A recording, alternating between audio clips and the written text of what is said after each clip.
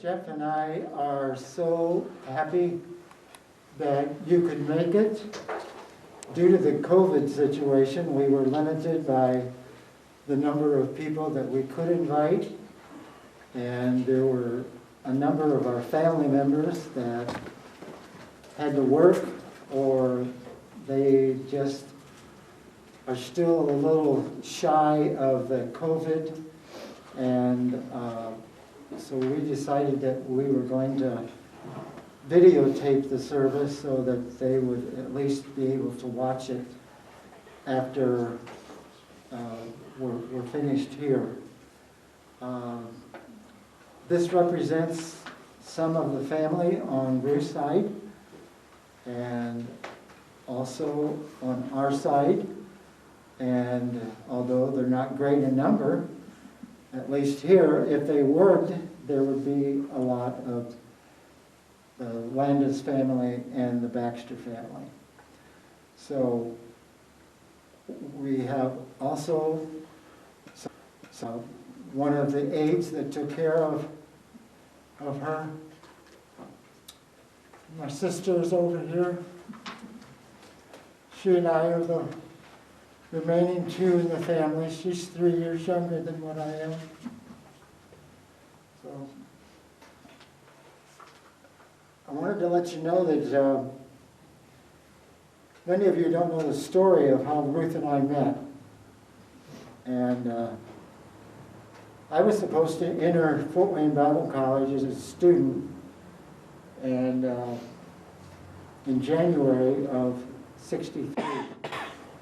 And I got my draft notice. I had a low number. That was when you had a lottery system for the draft, and mine was low. And I got the notice, you know, and so I went to Indianapolis and took the physical. I was just a little bit overweight, and so the recruiter said, "Mr. Baxter, I'm sorry, but we can't take you. You weigh too much." Of course, I said, fantastic. And so about 3 months later, I got another notice. And I thought, what's going on here? You know, I haven't lost any weight. I'm not that stupid. So I went down and did the physical again. And the recruiter says, okay, we're going to take you. And I said, oh, wait a minute. Something's not right here. I said, I haven't lost any weight. And he says, that's okay. We'll run it off of you. And they did. Well, I got out of Vietnam in the end of November of '65 and started going to the Bible college in January of '66. I needed a job, and so I don't know who recommended that I try to get a job at Lutheran Hospital. So I did, and the job that I got at Lutheran Hospital was working in the facilities where the stock room, and I delivered supplies over to the main hospital, and would drive a truck over and deliver it where it needed to go. And then I heard that they were going to have an orderly class where you could learn to be an orderly.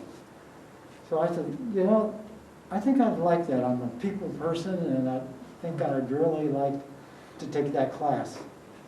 So I took the class, loved it.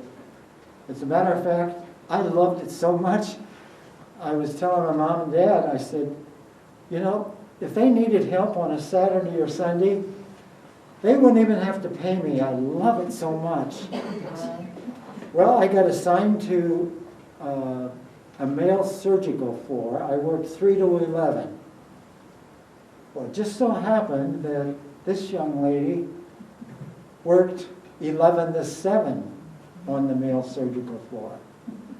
Well, there were a couple of ladies that were nurses that were Christian, and they knew my faith, and so they started to try to do some matchmaking. First, we found out that our time cards, I was 641 and she was 642. So our time cards were just one on top of the other. So one day I went to check in and, swipe my card, and there was a note on my time card. Of course, it was from Ruth Lauretta, and we started then to figure out who we were. So she would come to work for the 11 to 7 shift, and I was leaving the 3 to 11 shift. So we kind of did this, hi, whatever. It took us 6 months to get a date because of my time schedule, her time schedule. She was very busy at her church. She went to the gospel temple and she sang in some choirs and did just so busy. And she lived with a group of 4 other nurses on West Foster Parkway. And after 6 months, we finally dated. And then we dated for about 6 weeks, and we got engaged. And then about 6 weeks later, we got married on June 1st. Wow. And so that's the story of how we got to know one another.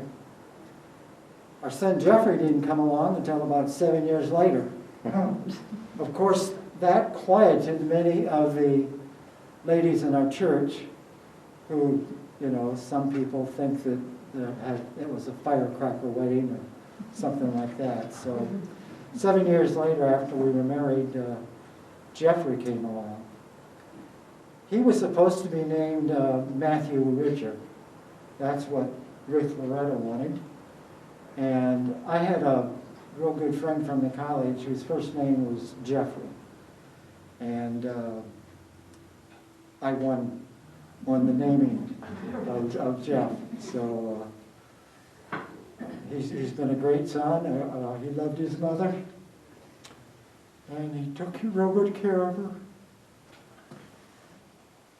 We're going to turn the service over now to Dr. Wingenberg from our church, First Missionary, and he also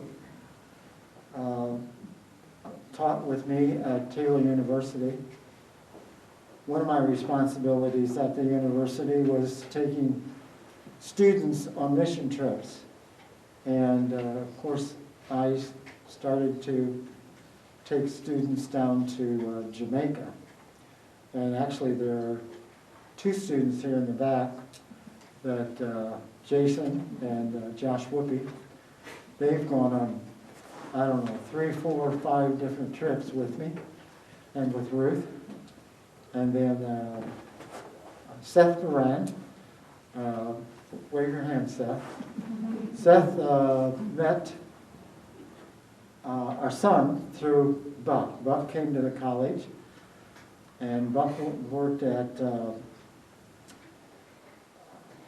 Hall's Restaurant in the drive-up in the Delic area, and they had the most delicious turkey sandwiches, and Buck made them.